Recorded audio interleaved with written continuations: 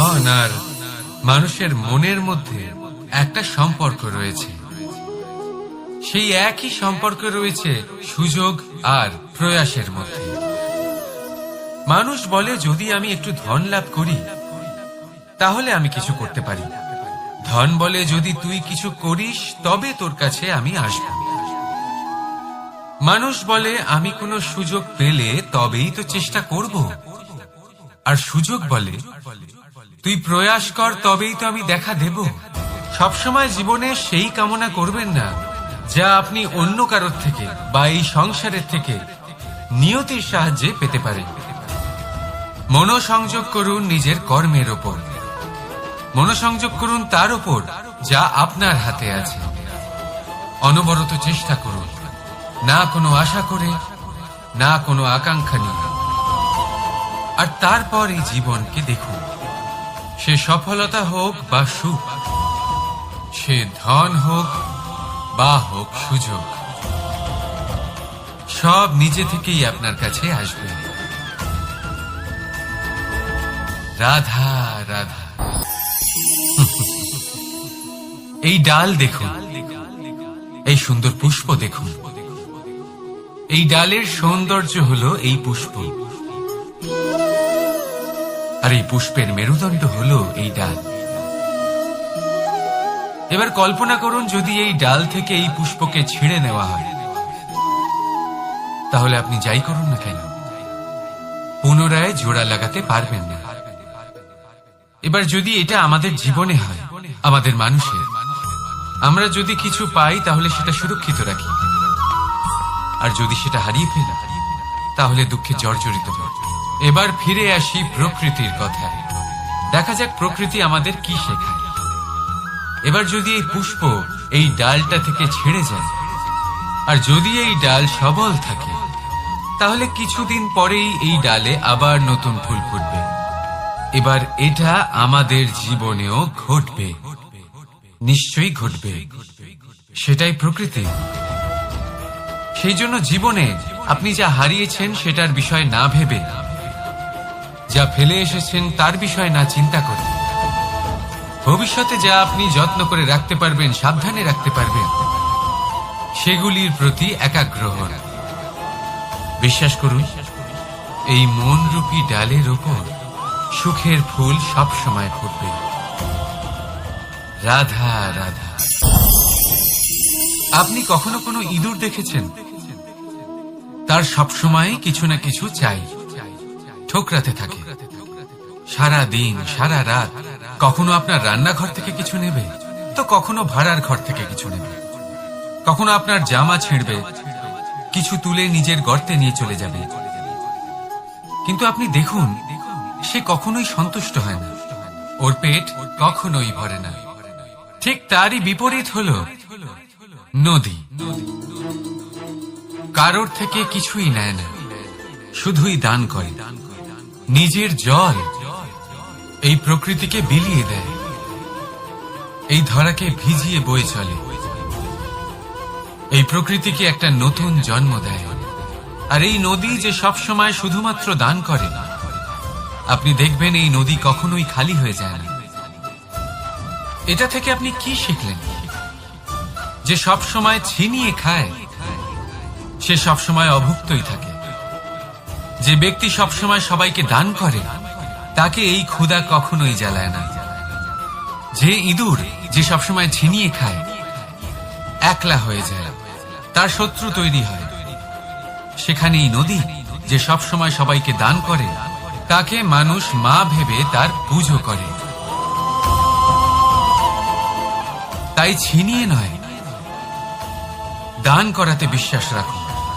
আর আসুন আমার সাথে ভালোবেসে বলুন, রাধা রাধা।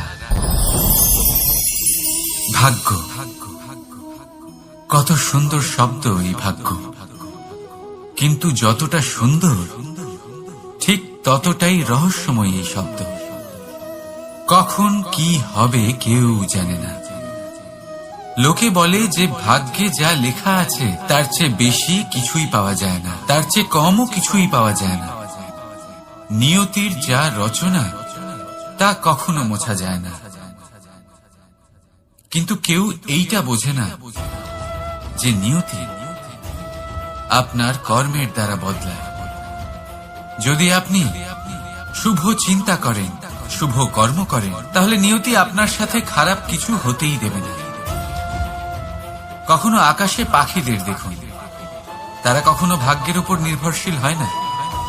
যতই ঝড় আসুক, যতই তীব্র হাওয়া দিক, ঘুরতে থাকে, একটা জিনিস জড়ো করে নিজের সৌভাগ্য, নিজের বাসা নিজেই তৈরি করে। নিজের সন্তানের জন্ম দেয়, তাকে লালন পালন করে, নিজেই তাকে উড়তে শেখায়, কখনোই ভাগ্যের উপরে নির্ভরশীল হয় না সে।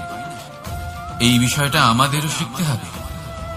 তাই মনে রাখবেন, আপনার ভাগ্য নিয়তির লিখন নয়। আপনার ভাগ্য তাই যেটা আপনি দিনের পর দিন আপনি নিজেই লেখেন। কিছু নিজে পরিশ্রম করে, কিছু নিজের ভাবনার জোরে। রাধা রাধা। যখনই আমরা প্রসন্ন হই, কোনো শুভ অনুষ্ঠান থাকে, আমরা সাফল্য লাভ করি, আমরা সবার আগে আপনজনদের মিষ্টিমুখ করাই। আর এটা ভালোই। মিষ্টিমুখ করালে মনও মিষ্টি হয়ে যায়। কিন্তু এই মিষ্টতা শুধুমাত্র মিষ্টির মধ্যে থাকে না, কারণ এই স্বাদ নয়, এই এক অনুভূতি। জিহ্বার স্বাদ গলায় গেলেই শেষ হয়ে যায়, সেখানে অনুভূতির স্বাদ সারা জীবন মনে থেকে যায়। তাই আপনি যখনই আপনজনদের মিষ্টিমুখ করাবেন, শুধু সেই মিষ্টি দিয়ে কেন, যা কিছুক্ষণের জন্যই থাকে, সেই অনুভূতির দ্বারা, সেই মিষ্টি কথার দ্বারা, সেই মিষ্টি ব্যবহারের দ্বারা সবাইকে খুশি করুন। মানুষ সারা জীবন মনে রাখবে, না থাকবে কোনো তিক্ততা, আর না থাকবে কোনো শত্রুতা। দেখবেন, এইভাবেই আপনি আরো একটা সুযোগ পেয়ে যাবেন মিষ্টিমুখ করার। রাধা রাধা। সুরক্ষা প্রত্যেক ব্যক্তির জন্য গুরুত্বপূর্ণ, কিন্তু এটাই মানুষের সবথেকে বড় শত্রু। কিভাবে? ভেবে দেখুন, একজন মানুষ যখন একটা সুরক্ষিত পরিবেশে থাকে, তখন তার মধ্যে আলস্য চলে আসে। সে জানে যে আমাকে না ভবিষ্যতের জন্য কিছু করতে হবে, আর না আজকের জন্য কিছু করতে হবে, শুধুই জীবন যাপন করতে হবে। এই সুরক্ষা কবচ থেকে বাইরে বেরোনো অত্যন্ত জরুরি। ভাবুন, পাখি যে তার সন্তানকে জন্ম দেয়, কিছুদিন পরে তাকে তার বাসা থেকে বের করে দেয়। কেন? যদি এরকম না করে, তাহলে সেই সন্তান জীবন কাটাতেই শিখবে না। যদি তাকে ডাল থেকে নিচে না ফেলে দেয়, সেই সন্তান উঠতেই শিখবে না। তার পাখনা শক্তিশালী হবেই না। সে তার নিজের বাসা তৈরি করার চেষ্টাই করবে না। পাখি তার বাসা তখন তৈরি করে যখন তার অভিভাবক তাকে ত্যাগ করে। মনে রাখবেন, আপনি সুরক্ষা কবচের বাইরে বেরোলে বিপদ অবশ্যই আসবে, যার জন্য আপনি সতর্ক হবেন, তার মোকাবিলা করবেন, শক্তিশালী হবেন। এবার সেই বিপদ যাতে আর না আসে, সেই জন্য আপনি পরিকল্পনা করবেন। তাই যদি আপনি নিজের বিকাশ চান, তাহলে যখনই আপনার মনে হবে যে আপনি একটা সুরক্ষিত পরিবেশে রয়েছেন, সুরক্ষিত কবচের মধ্যে রয়েছেন, তখন সেখান থেকে বাইরে বেরোন। সেখানেই পাবেন আপনার বিকাশ। রাধা রাধা। এটা সেই নৌকার প্রতিরূপ যা আমাদের নদী পার করায়।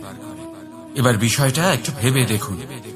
সেই বিশাল নৌকা যা আমাদের নদী পার করায়, সেটার নির্মাণ নদীতে নয়, ডাঙায় হয়। আর যদি আমরা এটাকে নদী অবধি পৌঁছতে চাই, তাহলে আমাদের দরকার পড়ে কোনো গরুর গাড়ির অথবা ঘোড়ার গাড়ি। তার সাহায্যে একে বহন করা হয়। এবার পথে যদি কোনো জলধারা আসে, কোনো নদী আসে, আর সেটাকে পার করতে হয়, তাহলে তখন সেই নৌকার উপরে গাড়ি রাখা হয়, তারপর তাকে পার করা হয়। অর্থাৎ এই যাত্রা দুজনের সংযোগ ছাড়া সম্পূর্ণ হতেই পারবে না। সেই জন্যই এই প্রবাদ আছে, কখনো নৌকা তো কখনো গাড়ি। আমাদের সম্পর্কের মধ্যে অতি আবশ্যক, আমাদের সম্পর্কের মধ্যে অত্যন্ত গুরুত্বপূর্ণ হল সংযোগ। সবসময় একসাথে চলা, সংযোগ স্থাপন করা, সবসময় সুখী থাকবেন। রাধা রাধা। কোন ব্যক্তির ব্যক্তিত্ব কিভাবে তৈরি হয়?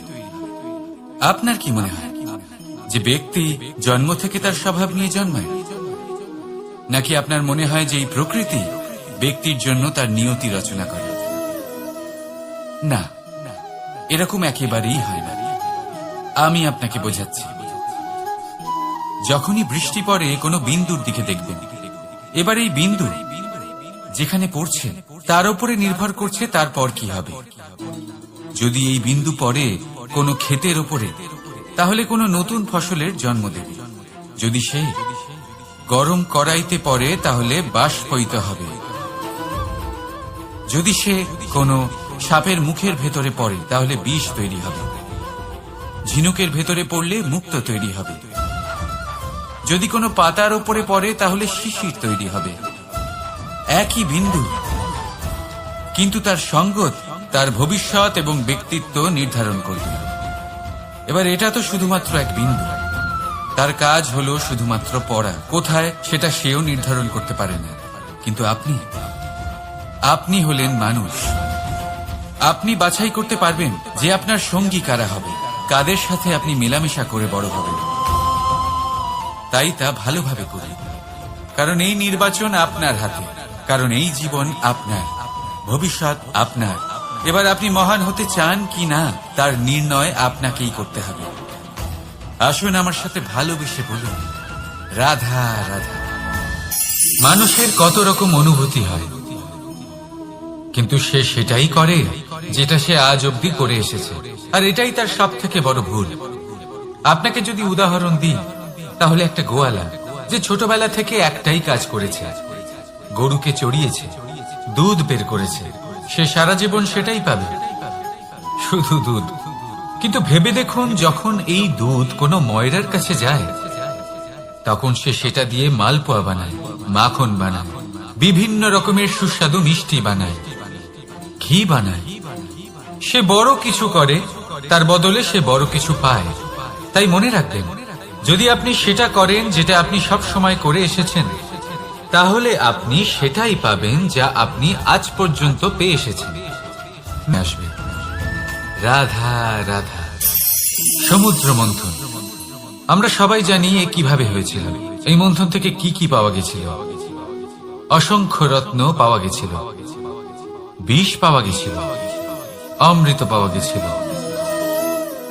ঠিক সেইভাবেই আমাদের ভেতরেও একটা বিশাল সমুদ্র রয়েছে, যাকে আমরা নাম দিয়েছি মন। যদি এই মনের মন্থন করা হয়, তাহলে এই মন থেকে বিষও বেরোতে পারে, আর অমৃতও বেরোতে পারে। তাই মনে রাখবেন, আপনার যে জিহ্বা রয়েছে তা বিষও নির্গত করতে পারে, আবার অমৃত। খারাপ কিছুও করতে পারে, যদিও আপনার মনস্কামনা খারাপ নাও হয়। তাই সবসময় যখন আপনার মুখ থেকে শব্দ উচ্চারণ করবেন, এই মনের মন্থন করে তা করুন।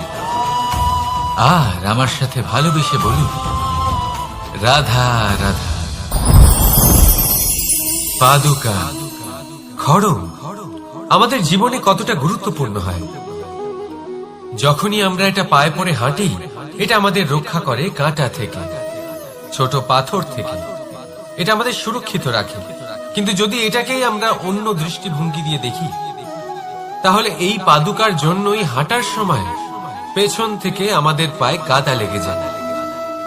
এরকম মানুষও আমাদের জীবনে থাকে, যে থাকে তো আমাদের সাথেই, কিন্তু এরাই আমাদের পিঠ পিছে কাদা ছড়ে। এবার হাঁটার সময় যখন আপনার পায়ে কাদা লাগে আপনার পাদুকার জন্য, আপনার নজর সেদিকে থাকে না, আপনার নজর থাকে সামনের দিকে, কারণ সেটাই আপনার লক্ষ্য, সেটাই আপনার পথ, আর সেটাই আপনার করা উচিত। তাই মনে রাখবেন, আপনার পা ধরে সেই টানতে পারে যে আপনার পেছনে রয়েছে, আর আপনার নজর সেখানে নয়। সবসময় সামনে নিজের লক্ষ্যে থাকা উচিত। প্রতি মুহূর্তে নিজের লক্ষ্যের দিকে তাকিয়ে থাকুন, সবসময় জীবনের সামনে এগোতে থাকুন।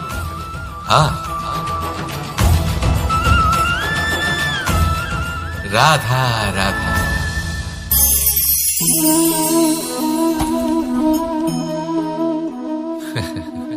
আপনি কি কখনো কোনো গাছের গায়ে পাথর ছুঁড়ে মেরেছেন? আজ না হোক ছোটবেলায় কখনো না কখনো নিশ্চয়ই ছুঁড়েছেন। এখনো বাচ্চারা সেটাই করে থাকে। কিন্তু আপনি কি কখনো ভেবে দেখেছেন যে কেন সেই গাছের ওপরই পাথর ছুঁড়ে মারা হয় যাতে ফল থাকে? কোনো সাধারণ বা ফল বিহীন গাছের ওপর এত পাথর কেন ছোড়া হয় না? কারণ খুবই সহজ, আমরা ফল খেতে চাই, আর সেটা পারার জন্য আমরা পাথর ছুঁড়ে সেগুলিকে প্রাপ্ত করার চেষ্টা করি। আর অন্যদিকে সেই গাছ এই পাথরের রূপে বিরোধিতা সহ্য করে, তবুও সেখানেই দাঁড়িয়ে থাকে যেখানে তার অবস্থান। সেই ফল আমাদের দিতে থাকে যা সর্বদা আমাদের দিয়ে এসেছে, আর সেই জন্যই সে আমাদের কাছে মূল্যবান। তাই মনে রাখবেন, আপনার জীবনেও এরকম অনেক মানুষ আসবেন বা হয়তো এখনই আছে যারা আপনার বিরোধিতা করেন, যারা আপনার জীবনে সংকট ডেকে আনেন, আপনাকে দোষারোপ করেন, কিন্তু আপনার নজর সেদিকে থাকা উচিত নয়। তাই একটা গুরুত্বপূর্ণ সত্য সবসময় মনে রাখবেন, সেই গাছের ওপরেই পাথর এসে পড়ে যে ফল ধারণ করে, যে মূল্যবান হয়। রাধা রাধা। আপনি এটা দেখতে পাচ্ছেন? আপনি নিশ্চয়ই ভাবছেন এটা জট কি করে বাঁধল। তার কারণ এই হলো, আমি এই সুতো ঠিক করে গুছিয়ে রাখতে পারি না। এটার দুটো দিক একসাথে জড়িয়ে গেছে, আস্তে আস্তে পুরোটা জড়িয়ে গেল, আর তারপর দেখুন এমন একটা জট পেকে আছে যে আমি কিছুতেই বুঝতে পারছি না এটাকে খুলবো কিভাবে।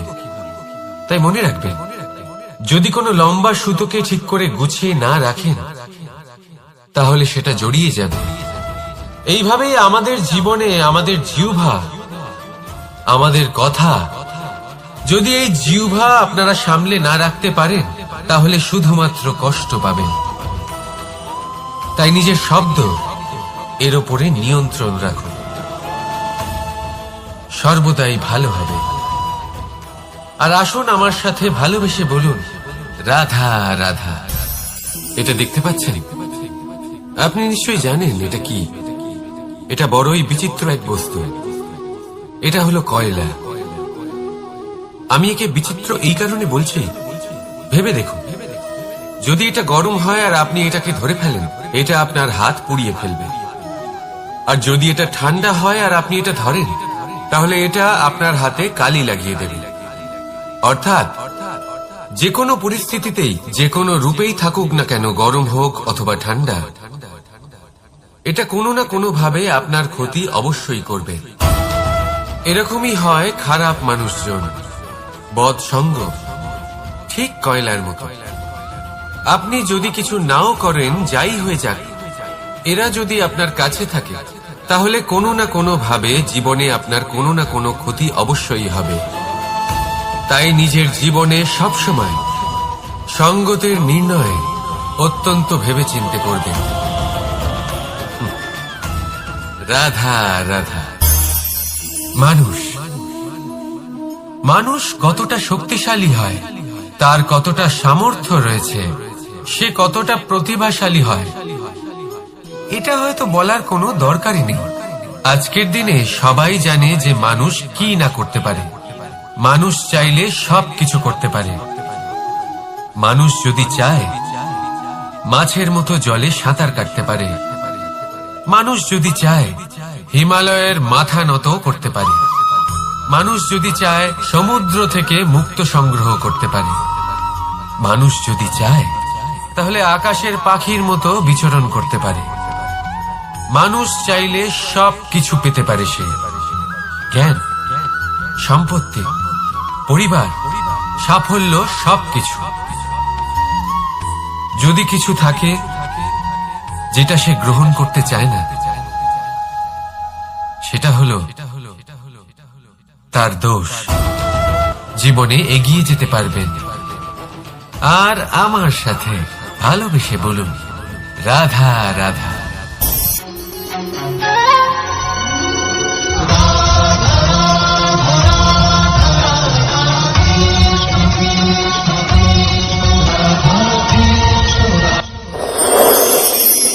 মানুষের জীবনে তিনটি গুণ অত্যন্ত প্রয়োজনীয়: শ্রদ্ধা, বিনম্রতা, যোগ্যতা। যদি জ্ঞান লাভ করতে চান তাহলে শ্রদ্ধার প্রয়োজন, যদি মান লাভ করতে চান তাহলে স্বভাবে বিনম্র হওয়া প্রয়োজন, আর যদি মনোবাঞ্ছিত স্থান লাভ করতে চান তাহলে যোগ্যতার প্রয়োজন। বিষয়টা সহজ। শ্রদ্ধা আপনাকে জ্ঞান দেবে, নম্রতা আপনাকে মান, আর যোগ্যতা উচিত স্থান দেবে। কিন্তু যদি আপনি এই তিনটি গুণ সম্মিলিত করেন তাহলে এমন কিছু লাভ করবেন যা এই সব কিছুর থেকে অনেক ঊর্ধ্বে। সম্মান। আর এ হলো সেই সম্মান যা প্রত্যেক মানুষের নিজের জীবনে লাভ করতে চেষ্টা করা উচিত, কারণ এই হলো সেই সম্মান যার কারণে আপনি চলে যাওয়ার পরেও এই সংসার আপনাকে ভালোবাসবে আর মনে রাখবে। আসুন আমার সাথে ভালোবেসে বলুন, রাধা রাধা। জীবনে গতি অত্যন্ত গুরুত্বপূর্ণ, মতিও হলো গুরুত্বপূর্ণ, এবং তার থেকেও বেশি গুরুত্বপূর্ণ হলো সঙ্গতি। একটা জলের ফোঁটা, তার মধ্যে গতি থাকে, প্রকৃতির মধ্যে তা লাভ করার ইচ্ছে নিহিত থাকে, কিন্তু এই যে সঙ্গতি তা নির্ধারিত করে যে এই জলের ফোঁটা ঝিনুকের মুখে পড়ে মুক্ততে পরিণত হবে নাকি বিষাক্ত সাপের মুখে পড়ে বিষে পরিণত হবে। এবার দেখুন, এই জঞ্জাল স্বর্ণকারের দোকানের সামনেও থাকে এবং জঞ্জাল একজন ব্যবসাদারের দোকানেও থাকে, কিন্তু জঞ্জাল যা স্বর্ণকারের দোকানে থাকে তা ব্যবসাদারের দোকানের জঞ্জালের থেকে অনেক বেশি মূল্যবান, কারণ তার মধ্যে সোনার কণার সঙ্গতি থাকে। সেই জন্য জীবনে সঙ্গতির উপর বিশেষ গুরুত্ব দেবেন। যেমন সঙ্গতি তেমনই আপনি হবেন। আসুন আমার সাথে ভালোবেসে বলুন, রাধা রাধা। প্রত্যেক প্রাণী ভালোভাবে জীবন যাপন করতে চান, এটা তাদের স্বভাবে আছে এবং ভাবাটা অনুচিত নয়। কিন্তু একটা ভালো জীবনের গুরুত্বপূর্ণ অংশ কোনটা?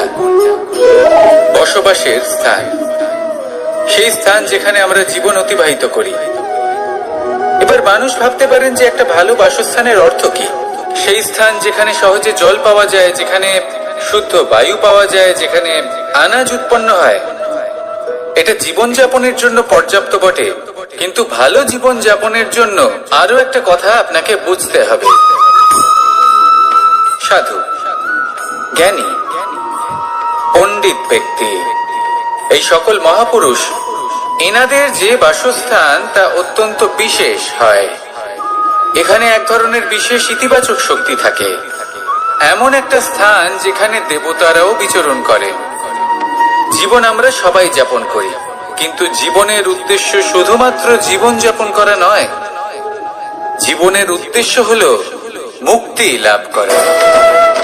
আর এই সকল সাধু, জ্ঞানী, পণ্ডিত ব্যক্তি, এই সকল মহাপুরুষ আপনাকে মুক্তির পথে নিয়ে যেতে পারেন, কারণ এরা হলেন সেই মহাপুরুষ যারা নিজেদের অন্তরের বিকার, অহংকার, ক্রোধ, বিদ্বেষ, এই সকল দোষগুলিকে ত্যাগ করেছেন, এদের উপর বিজয় লাভ করেছেন। এমনই একজন ব্যক্তি আপনাকে মুক্তির পথে নিয়ে যেতে পারে।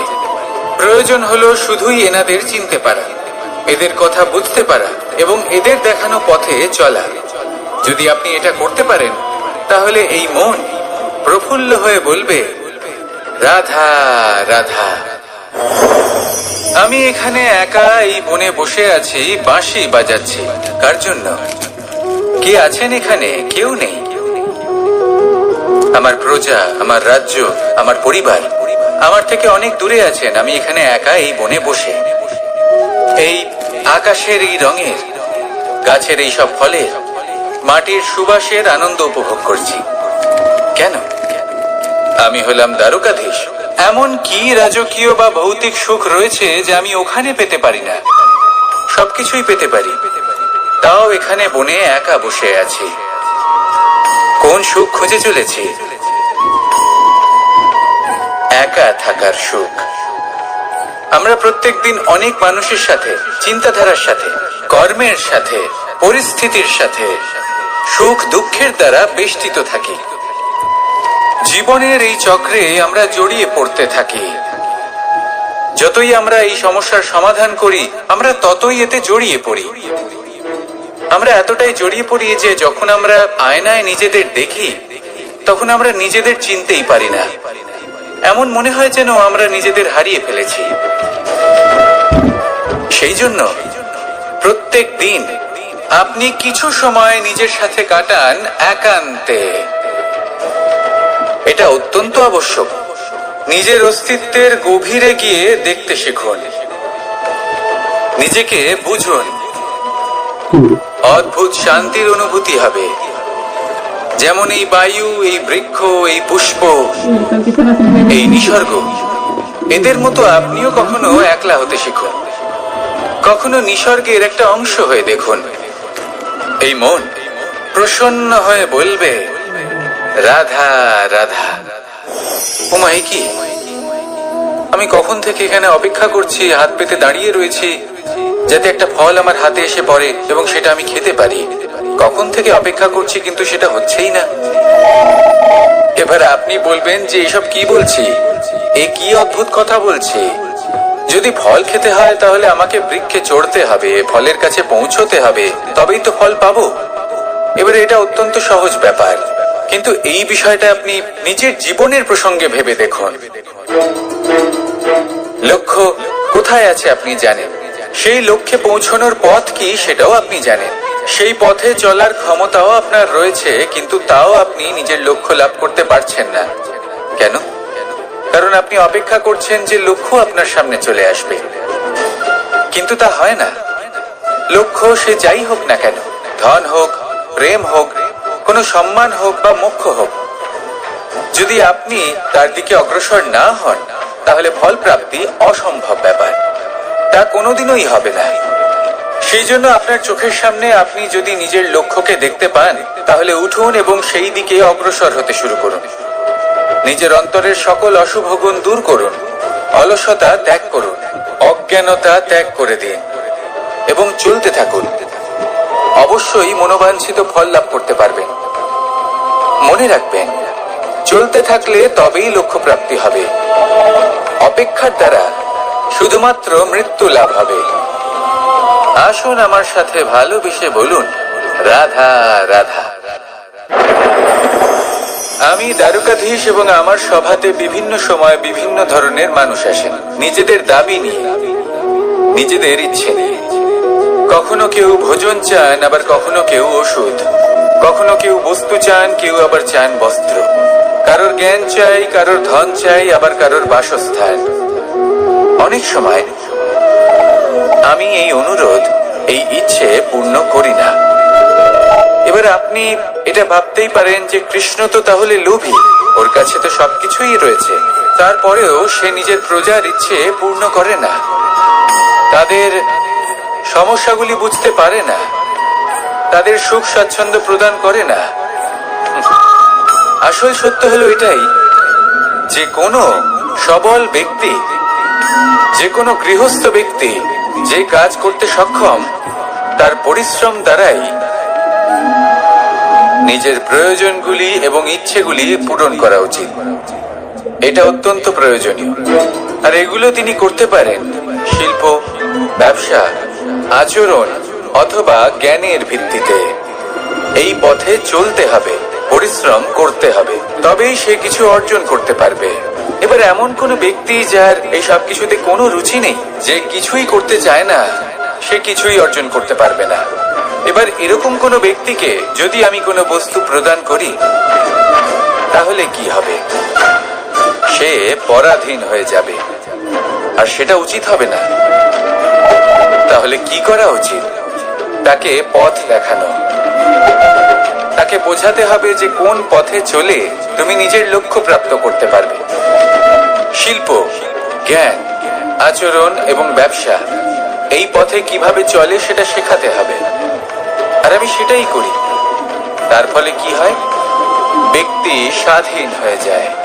সংসারে সে যা চাইবে তাই প্রাপ্ত করতে পারবে, কখনো কারোর থেকে কিছু চাইবার প্রয়োজন পড়বেই না। এই কথাটা সবসময় মনে রাখবেন। যখনই দান করবেন তা ভাবনা চিন্তা করে এমন ভাবে দান করবেন যাতে সামনের ব্যক্তি স্বাধীন হতে পারে, পরাধীন নয়। আসুন আমার সাথে ভালোবেসে বলুন রাধা রাধা করতে শিখুন। পাণ্ডব পাণ্ডবরা বন থেকে এসেছিলেন। ওনাদের কাছে না কোনো ধন ছিল, না কোনো সম্পদ, না বিদ্যা। নিজের পরিশ্রমের দ্বারা ওনারা বিদ্যা অর্জন করেছিলেন, আর তার দ্বারাই সম্পদ অর্জন করলেন আর ধনও অর্জন করলেন। এই পাণ্ডব ছিলেন অত্যন্ত কুশল এবং শক্তিশালী। যুধিষ্ঠির নিজের পরিশ্রম দ্বারা এমন জ্ঞান অর্জন করেছিলেন যে এই সংসার ওনাকে ধর্মরাজ যুধিষ্ঠির অভিহিত করেছিল। দেখতে গেলে পাণ্ডবদের কাছে সবকিছুই ছিল, কিন্তু যখন বিষয় এলো আরো ধন লাভ করার, তখন যুধিষ্ঠির, যিনি পাণ্ডবদের মধ্যে জ্যেষ্ঠ, তিনি সকল পাণ্ডবদের সাথে দ্যুতক্রীড়ায় অংশগ্রহণ করে ফেললেন। এর ফলে না শুধু ধনলক্ষ্মী, ধর্মলক্ষ্মী, বিবেক লক্ষ্মীকেও হারালেন, আর শুধু তাই নয়, নিজের গৃহলক্ষ্মী দ্রৌপদীকেও হারিয়ে ফেললেন। এর কারণ কি? ভুলে গেলেন খুব সহজ একটা কথা, এই সংসারে সম্মান এবং সাফল্য দুটোই পরিশ্রমের দ্বারা লাভ করতে হয়। কিন্তু দ্রুতক্রীড়ার এই খেলা আমাদের ভাগ্যের উপর নির্ভরশীল। এই সংসারে দুটি পথ রয়েছে। একটা পথ যেখানে কর্ম এবং পরিশ্রমের দ্বারা আপনি নিজের পথ নিজেই রচনা করতে পারবেন, আর দ্বিতীয় পথ হলো যেখানে এই ভাগ্য এক মুহূর্তে আপনাকে শিখরেও পৌঁছে দিতে পারে, আবার ধূলিসাৎ করে দিতে পারে। আপনি কোন পথ বাছবেন সেই চয়ন আপনারই। আসুন আর আমার সাথে ভালোবেসে বলুন রাধা রাধা। কোনো এক সময়ের ঘটনা এটা। মা এবং বাবা হাটে গিয়েছিলেন, তখন আমি আর দাদা গিয়েছিলাম গরু চড়াতে। আমরা বাড়ি ফিরে এলাম, আর মা সেই সময় একটা কাজ করতেন। যখনই হাটে যেতেন দরজা তালা বন্ধ করে যেতেন। উনি খুব ভালো করে জানতেন যে যদি ওনার এই মাখন চোর সঠিক সময় পৌঁছে যায়, তাহলে এক ফোঁটাও মাখন ওনার অবশিষ্ট থাকবে না। এবার ঘটনা কিছুটা এরকম হলো যে মা আর বাবা মাঝে মাঝে হাটে যেতেন, তাই মাঝে মাঝে এই দরজা তালা বন্ধ করতে হতো। যখন মা আর বাবা ফিরে এলেন, তখন বাবা ভুলে গিয়েছিলেন যে এই চাবির গোছা থেকে ঠিক কোন চাবিটা দরজার তালা খোলার জন্য উপযোগী। উনি চেষ্টা করতে শুরু করে দিলেন। একটার পর একটা চাবি দিয়ে উনি চেষ্টা করতে থাকলেন, কিন্তু সেই দরজার তালা তো খুলতেই চাইছিল না। ওনার মাথা থেকে ঘাম পড়তে শুরু করলো। তখন মা বললেন যে তালা ভেঙে দেওয়া যাক। মা চলে গেলেন, আর বাবা বললেন না না দাঁড়াও, আর কিছু চাবি বাকি আছে, এটা হয়তো খুলতে পারবো। মা হাতুড়ি নিয়ে চলে এলেন সেই তালা ভাঙার জন্য, আর তখনই বাবা শেষ চাবিটা প্রয়োগ করলেন, আর দরজার তালা খুলে গেল। যদি উনি চেষ্টা না করতেন তাহলে এই তালাটাও ভেঙে যেত আর চাবিটাও নষ্ট হয়ে যেত, ঠিক কিনা? এবার এই ঘটনাটা আমি দেখেছিলাম, আর আমার মনে হলো যে কখনো কখনো এই চাবির গোছার মধ্যে থেকে শেষ চাবিটাও কিন্তু জীবনের দরজা খুলে দিতে পারে। সেজন্য আপনি যদি জীবনে সাফল্য লাভ করতে চেষ্টা করেন, নিজের লক্ষ্যে পৌঁছতে চান, তাহলে হার মানবেন না। হয়তো দেখবেন আপনার পরবর্তী প্রচেষ্টা বা এই অন্তিম প্রচেষ্টা আপনাকে সাফল্যের পথে নিয়ে গেল। তাই নিরন্তর প্রচেষ্টা করতে থাকুন, জীবনে সাফল্য লাভ করুন। যজ্ঞের আগুনকে শুভ বলে মনে করা হয়, আর সেখানেই চিতার আগুনকে অশুভ মনে করা হয়। এমনটা কেন হয়? এখানে বিষয়টা হলো লক্ষ্য, বিচার এবং সঙ্গের। যখন আমরা যজ্ঞ করি তখন আমাদের লক্ষ্য কি হয়? পরিবেশকে আরো পবিত্র করে তোলা, ইতিবাচক করে তোলা। আমাদের লক্ষ্য শুভ হয়। তারপরে আসে বিচার। এই পরিস্থিতিতে সেই বিচার হলো অগ্নি। স্ফুলিঙ্গ থেকে তীব্র আকার ধারণ করে সমস্ত কাঠকে পুড়িয়ে দেয় এবং সুগন্ধ ছড়িয়ে দেয়। অর্থাৎ যদি আপনার লক্ষ্য শুভ হয়, তাহলে তা নিজেই শুভ বিচারধারাকে আমন্ত্রণ জানায়। এই শুভ বিচার তখনই আসবে যখন আপনার সংকল্প শুভ হবে। অন্যদিকে হলো চিতার আগুন। এর লক্ষ্য কি? একটা দেহকে পরধামে পৌঁছে দেওয়া। সবার শেষে সবকিছু আপনার উপরে নির্ভরশীল যে আপনি কোনটা চয়ন করতে চান। আপনার লক্ষ্য যদি শুভ হয়, তাহলে আপনার বিচার এবং সঙ্গতি আর তার পরিণাম সবই শুভ হবে। আসুন আর আমার সাথে ভালোবেসে বলুন রাধা রাধা। এই সংসারের প্রত্যেক বস্তুর, প্রত্যেক পরিস্থিতির, প্রত্যেক আবেগের দুটি দিক আছে। এর মধ্যে পার্থক্য করা সম্ভব শুধুমাত্র দৃষ্টিভঙ্গির দ্বারা। যদি কোনো ব্যক্তি পর্বত শিখরে দাঁড়িয়ে থাকেন, তাহলে উনি এটাই দেখতে পাবেন যে এই জলের ধারা সমুদ্রের দিকে বয়ে চলেছে। আরেক ব্যক্তি যিনি সমুদ্রের কাছে দাঁড়িয়ে আছেন, তার এটাই মনে হবে যে এই জলের ধারা সমুদ্রের দিকে আসছে। এখানে বিষয়টা হলো দৃষ্টিভঙ্গির, আর এটাই সময়ের সাথেও হয়ে থাকে। অনেক সময় মানুষ চিন্তিত হয়ে পড়েন, ত্রস্ত হয়ে পড়েন যে তার কাছে হয়তো খুব কম সময় আছে, তাতে তিনি অনেক কিছুই করতে পারবেন না, আর একটু সময় থাকলে খুব ভালো হতো। তিনি এইভাবেও ভাবতে পারেন যে অল্প হলেও সময় বাকি তো রয়েছে, অর্থাৎ যা অবশিষ্ট আছে তাকে সংরক্ষণও করা সম্ভব, তাতে জীবন যাপনও করা সম্ভব। আর এটা নির্ভর করছে আপনার উপর। তাই দৃষ্টিভঙ্গি ইতিবাচক রাখুন। জীবনে দুই ধরনের আবেগ রয়েছে যার কোনো মূল্য নেই। আমার কথার অর্থ এটা নয় যে এদের কোনো গুরুত্ব নেই, গুরুত্ব যথেষ্টই রয়েছে, শুধু এদের জন্য আপনাকে কোনো মূল্য দিতে হয় না। প্রথম আবেগ হলো আনন্দ, প্রসন্নতা। এটা আপনি যে কোনো জায়গায় খুঁজে পেতে পারেন যদি আপনি খুঁজে পেতে চান। আপনি কোনো পুষ্পের সৌন্দর্য দেখে প্রসন্ন হতে পারেন। বায়ুর কারণে যখন একটি বৃক্ষ শিহরিত হয়, সেটা দেখে আপনি প্রসন্ন হতে পারেন। একটা ছোট্ট শিশুর কলরব শুনেও আপনি প্রসন্ন হতে পারেন। একটা ক্রন্দনরত বালককে হাসিয়ে আপনি প্রসন্ন হতে পারেন। সবকিছু আপনার উপর নির্ভরশীল। সেখানে আরেকটি আবেগ হলো দুশ্চিন্তা। মানুষ বড়ই দুশ্চিন্তা করতে থাকে। আজ আমি এই কাজ করেছি, সেই বিষয়ে চিন্তা। আজ আমি এই কাজ করতে পারিনি, সেই বিষয়ে চিন্তা। কাল আমাকে এই কাজ করতে হবে, সেই নিয়ে চিন্তা। আমি কি সেই কাজটা করতে পারবো, সেই বিষয়ে দুশ্চিন্তা। চিন্তা সর্বত্র রয়েছে, যার জন্য মূল্য দিতে হয় না। যত চান আপনি একত্রিত করতে পারেন। একটা গুরুত্বপূর্ণ কথা মনে রাখবেন, প্রসন্নতা জীবনের একটা নতুন সূত্রপাত। সেখানে দুশ্চিন্তা হলো জীবনের চিতার সময়। এবার এই দুটি আবেগ হলো মূল্যহীন, দুটোই আপনার সামনে আছে। কোনটা চয়ন করবেন আপনি, দুশ্চিন্তা নাকি প্রসন্নতা? সিদ্ধান্ত আপনারই। আসুন আর আমার সাথে ভালোবেসে বলুন, রাধা রাধা। ধন, সম্পত্তি, এগুলো আসলে কি? এগুলো শুধু সেই মূল্য যার দ্বারা আমরা কোনো কিছু অর্জন করতে পারি। এবার এই ধনের দ্বারা এই সংসারে অনেক কিছু লাভ করা সম্ভব, কিন্তু সেই সব কিছুই শুধুমাত্র ভৌতিক বস্তুই হবে, ভৌতিক সামগ্রী, ভৌতিক সুবিধা। অর্থাৎ আপনার কাছে যতই ধন থাকুক, তা আপনাকে শান্তির ঘুম এনে দিতে পারবে না, আপনাকে জীবনের বাস্তব সুখের অনুভূতি লাভ করাতে পারবে না, কারণ এগুলো ভৌতিক ধন। এই ভৌতিক বস্তুই অর্জন করাতে সক্ষম। বাস্তবিক ধন কি?